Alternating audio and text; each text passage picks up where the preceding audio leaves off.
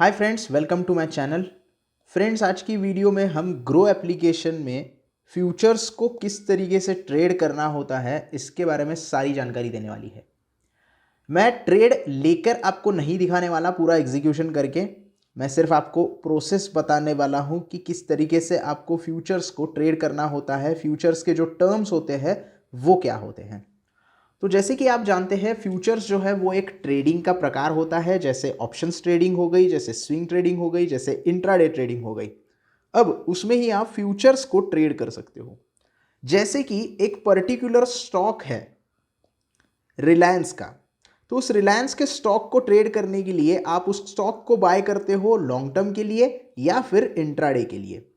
लेकिन अगर उसमें आप ट्रेड करना चाहते हो तो या तो आप इंट्राडे के लिए ट्रेड कर सकते हो, लेकिन उसके लिए भी आपको सिर्फ एक दिन का मौका मिलता है ट्रेडिंग का, और वहां पे आपको 5x का लेवरेज मिल जाता है, यानी कि कम पैसे में आप ज़्यादा ट्रेड ले सकते हो। लेकिन अगर आप लॉन्ग टर्म के लिए ट्रेडिंग करना चाहते हो, लॉन्ग टर्म मतलब एक्सपायरी 1 महीना 2 महीना 3 महीने के लिए, तो आपके पास दो ऑप्शन होते हैं, या तो ऑप्शंस ट्रेडिंग करो या तो फ्यूचर्स ट्रेडिंग करो। अब ऑप्शंस ट्रेडिंग कैसे करनी है इसके बारे में ऑलरेडी मैं एक वीडियो बना चुका हूं, जो वीडियो आपने देख ली होगी। अगर नहीं देखी है तो डिस्क्रिप्शन में लिंक अवेलेबल है। अब दूसरे टाइप की जो ट्रेडिंग है वो है फ्यूचर्स में आप ट्रेड कर सकते हो। अब फ्यूचर्स में ट्रेड करने के लिए क्या चाहिए? रिलायंस का स्टॉक है और रिलायंस का फ्यूचर है। इसे हम FNO की ट्रेडिंग भी बोलते हैं, जिसमें फ्यूचर्स ट्रेड कर सकते हो। अब रिलायंस का फ्यूचर जो है वो यहाँ पे आपको दिखाई दे रहा है किस तरीके फ्यूचर्स हैं। सेम आपको इंडाइसेस की भी फ्यूचर ट्रेड करने के लिए मिलते हैं। इंडाइसेस कौन कौन से हैं? निफ्टी है, बैंक निफ्टी है, सेंसेक्स है, फिन निफ्टी है, निफ्टी IT है। इनमें आप ट्रेडिंग कर सकते हो। मेन जो है वो निफ्टी और बैंक निफ्टी है। अब बैंक निफ्टी और निफ्टी आप डायरेक्टली बाय नहीं कर सकते इंडाइसेस को, तो आप उसमें फ्यूचर्स और ऑप्शंस में ट्रेडिंग करते हैं। लेकिन स्टॉक की भी फ्यूचर्स ट्रेडिंग होती है, और फ्यूचर्स ट्रेडिंग करने के लिए आपको एक कॉन्ट्रैक्ट साइन करना होता है, क्योंकि फ्यूचर्स का एक कॉन्ट्रैक्ट होता है। बायर और सेलर के बीच में एक कॉन्ट्रैक्ट होता है फ्यूचर की प्राइस को लेके। अब यहां पे जो है रिलायंस का फ्यूचर जो नवंबर मंथ का है वो 2382 रुपये चल रहा है। और अगर हम रिलायंस स्टॉक की प्राइस की बात करें तो यहां पे मैं ऐड कर लेता हूं, रिलायंस इंडस्ट्री का स्टॉक 2377 चल रहा है। तो स्टॉक की प्राइस आप देखोगे तो 2377 रुपये यहां पे दिखाई दे रही है, और फ्यूचर की प्राइस दिखाई दे रही है 2382 रुपये। तो यहां पे क्या है फ्यूचर्स का? फ्यूचर्स में जो लोग यहां पे ट्रेड ले रहे हैं उनका ऐसा मानना है कि 30 नवंबर तक ये जो 2377 वाली प्राइस है वो यहां पे चली जाएगी 2382 तक। तो वहां तक वो प्राइस पहुंच जाएगी, ऐसा एक आप अंदाजा लगाते हो और उसका फ्यूचर बाय करते हो। मतलब फ्यूचर में आपको प्राइस कितनी मिलेगी? 2382 रुपये। तो ये आप फ्यूचर बाय कर रहे हो ज्यादा प्राइस के ऊपर, क्योंकि आपको लगता है स्पॉट प्राइस वहां तक पहुंच जाएगी। अब जब स्पॉट प्राइस वहां तक पहुंच जाएगी तब ये भी प्राइस बढ़ना चालू हो जाएगा, तो वहां पे आपको प्रॉफिट दिखाई देगा। जैसे आप ऑप्शंस में बढ़ते हुए स्टॉक का कॉल ऑप्शन बाय करते हो, वैसे ही आपको फ्यूचर्स बाय करना होता है। अब फ्यूचर में जैसे जैसे स्टॉक बढ़ता है वैसे वैसे फ्यूचर भी बढ़ने लगता है, तो वो डायरेक्टली प्रॉफिट आपके लिए हो जाता है।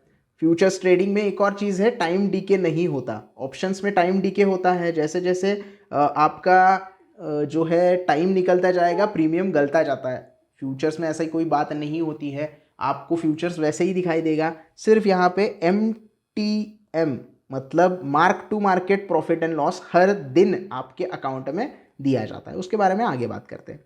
लेकिन आप जैसे स्टॉक को लॉन्ग टर्म के लिए बाय करना चाहते हो तो आपको पूरा कैपिटल लगता है। यानी कि आप रिलायंस का अगर आप फ्यूचर्स देखोगे तो हम यहाँ पे 30 नवंबर का फ्यूचर अगर देखें तो 250 क्वांटिटी का एक लॉट होता है। जैसे हम निफ्टी में देखते हैं ना 50 का लॉट, बैंक निफ्टी में 15 का लॉट, वैसे स्टॉक का भी लॉट होता है। तो अगर आपको 250 क्वांटिटी रिलायंस की खरीदनी है, हम यहाँ पे जाते हैं और रिलायंस की क्वांटिटी आपको अगर 250 खरीदनी है तो आपको कितने पैसे देने पड़ेंगे? 5,95,702 रुपये देने पड़ेंगे अगर आप उसकी डिलीवरी लेंगे। और अगर इंट्राडे खरीदनी है तो भी आपको 1 लाख रुपए यहाँ पे पे करने हैं 250 क्वांटिटी के। अब अगर हम रिलायंस का फ्यूचर बाय करते हैं तो एक लॉट 250 का आता है, और आपको यहाँ पे अगर प्राइस देखनी है इंट्राडे के लिए और डिलीवरी के लिए, तो जो टोटल ट्रेडेड वैल्यू होती है, यानी कि ये टोटल ट्रेडेड वैल्यू, उसके 20% ही आपको मार्जिन यहाँ पे लगता है, यानी कि उतने ही पैसे आपको यहाँ पे करने हैं।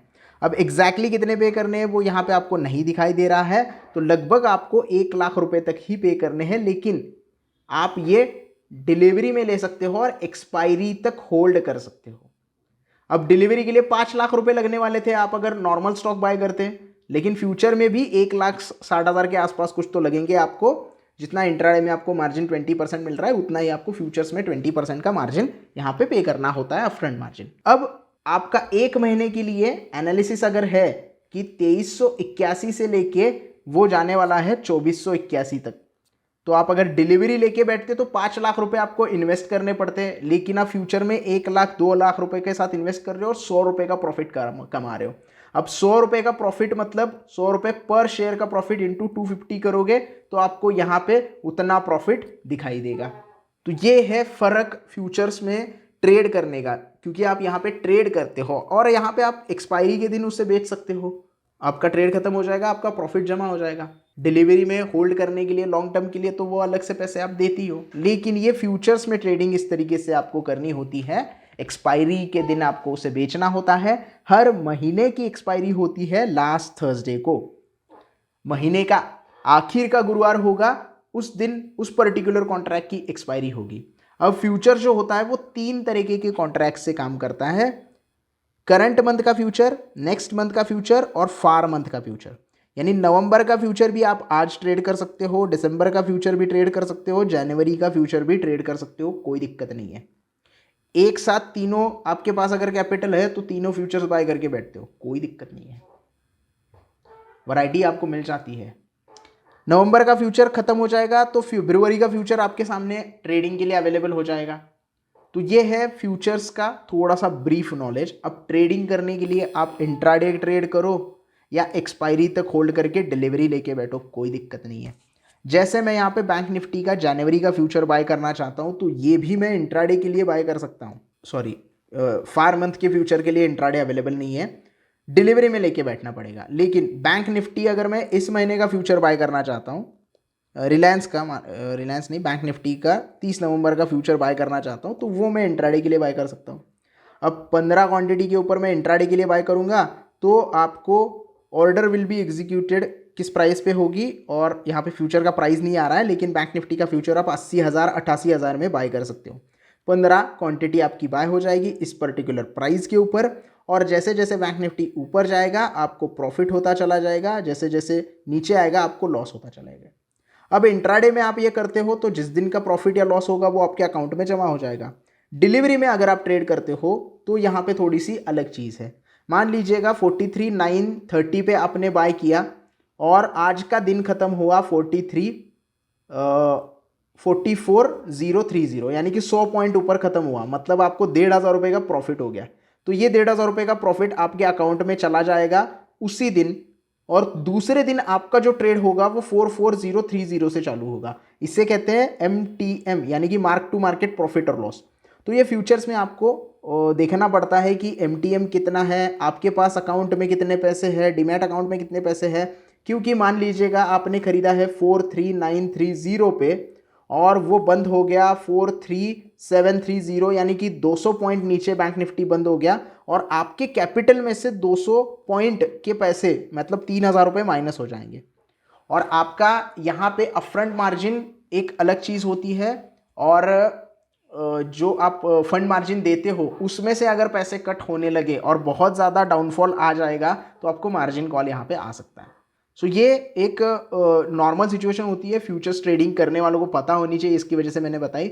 नॉर्मली आप ट्रेडिंग कैसे करनी है, जो भी फ्यूचर्स आपको ट्रेड करने हैं, जिस भी कॉन्ट्रैक्ट के फ्यूचर ट्रेड करने हैं, स्टॉक के इंडेक्स के, वो आपको यहाँ पे सर्च करके वॉच लिस्ट में ऐड करने हैं। वॉच लिस्ट में ऐड करने के बाद उस ट्रेड के ऊपर आप फ्यूचर के ऊपर आप शॉर्ट कॉल भी ले सकते हो, या फिर आप यहाँ पे बाइंग कॉल भी ले सकते हो। जैसे मुझे यहाँ पे जनवरी का फ्यूचर बाय करना है, नवंबर का फ्यूचर बाय करना है, तो सिंपली मैं यहाँ पे बाय भी कर सकता हूँ और सेल भी इससे कर सकता हूँ।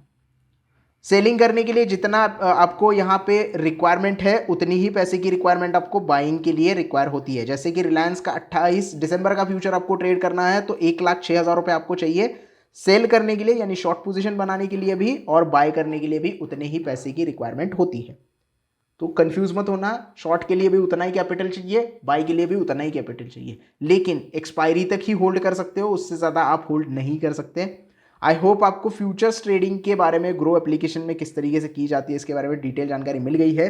वीडियो अगर पसंद आया हो तो प्लीज़ लाइक कर देना, वीडियो को ज़्यादा से ज़्यादा शेयर करना। अगर कोई डाउट है तो कमेंट सेक्शन में पूछ सकते हो और चैनल को सब्सक्राइब करना ना भूलना। धन्यवाद।